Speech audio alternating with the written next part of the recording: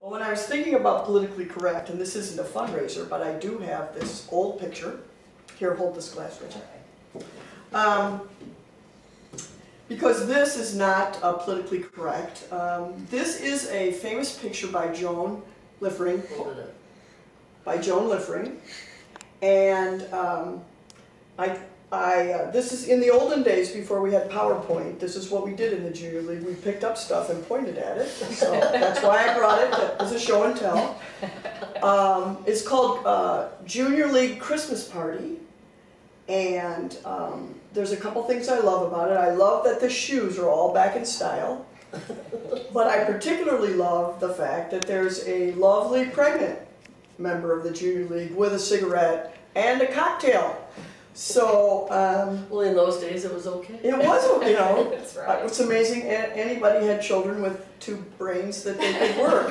But I was thinking, you know, as Kay said, it may or may not have been correct, but we'd certainly know better than to get our picture taken that way. So, anyway, it's a great picture, and my friend Dodie Easton loaned it to me because that's her mom, Muriel Moon, in the middle. So, but it's a famous picture. It's in books and in art galleries, actually. So. Anyway, that was a small digression from fundraising. That's okay, that's okay.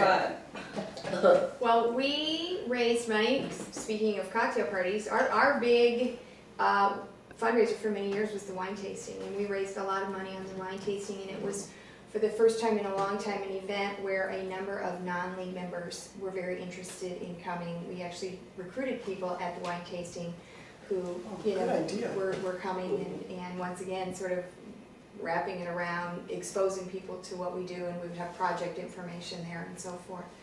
The other thing that we did, that we started when I was there, was Butterfly Kisses, the father-daughter dance. And that started out as something that my brownie troupe did, and I thought there's got to be a way to make money doing this. And we made a lot of money those first few years. It's still going on. It's still going on.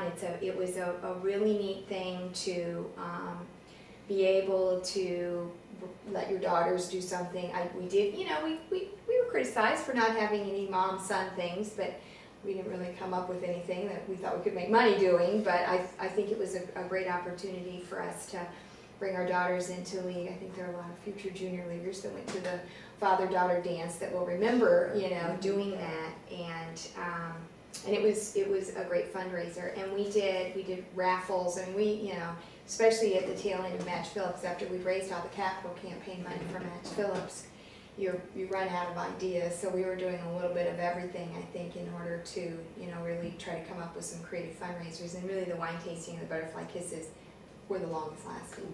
Okay. You know, when I joined, I was, I think, 20 or 21, and in those days you had to go sustaining when you were 40, and by the time I was 40 I was so ready to go sustaining. Nowadays, I don't know, how old were you when you joined? Well, I was 40 when I was president, so so I guess I was in my mid-30s, well, probably early 30s when I joined. Okay. Yeah. But as I say, I was really ready. I do remember kind of one case that I thought was kind of funny. This was when I was in my 30s somewhere, and one of the gals that we all thought was going to go sustaining, because we all knew she was 40. We went to high school when she was there. And she didn't go sustaining for at least 2 or 3 years after that, so she didn't want anyone to know how old she was. And and it worked. Well, I joined when I was 27, and by that time they had, you could go sustaining at 40, but they had also raised it to 42, so that you could do any of those years, 40, 41, or 42. But that did allow some people to kind of hide their age a little bit, at least for a couple years there. I didn't go sustaining until I was 47. Oh my! I thought I was like the oldest living active. Now there's no age, and members can join. There was a reason that you stayed on for a while too. Oh yeah. You won a big honor. Tell us. I was elected to the association board of directors, and ultimately, and then was there enough years that I became president of the Association of Junior Leagues International. But that meant that instead of going sustaining at 45, I stayed active through those years and went active at 47. During those years, did you travel a lot? Yes, I did. Where did you go? Wow, it was an amazing adventure. I represented the Junior League at the Women's Conference, on the UN Conference on Women in Beijing. Wow. I visited the Junior League of Mexico City and a couple of Junior Leagues in Canada. Traveled all over the association visiting with leagues. Pretty exciting. Wonderful. But the good news is now you can join when you're 40. And if it fits better, because, Yes. By then you raised your kids maybe? well, you know, sometimes you wonder about the active years being when so many people have full-time jobs and little bitty kids. It's a trick. You have to really be committed. Well, and I think we saw that. We saw, we had younger members, but we also had older members. We had a member who came into the provisional class when I was president, and she was in her 60s. And to me, that was just really exciting because, you know, diversity means a lot of different things, and one of the things that diversity can mean is age diversity. You know, there was a very big push early in my league years to really be inclusive and try to go out and find diversity within your organization. And ironically, I think one of those ways is certainly through age. The fact that we have, you know, young women just out of college that feel comfortable joining, as well as women that, you know, might be nearing retirement and are looking for some ways to really devote some time and have some valuable insight. I think that's really exciting. Yes. And what else? I mean, what else can we say about the Well, I Junior think we're going to go on and on if we continue to be as successful. Well, we will. I was just thinking to refer back to my work as an association leader. Is one of the things you discover is that there's almost 300 junior leagues, and there are so many communities impacted as fundamentally and as really basic great services and things that are a part of the community that were started by the Junior League or continue by the Junior League. But the Junior League of Cedar Rapids still does, I think, stand out even in the association.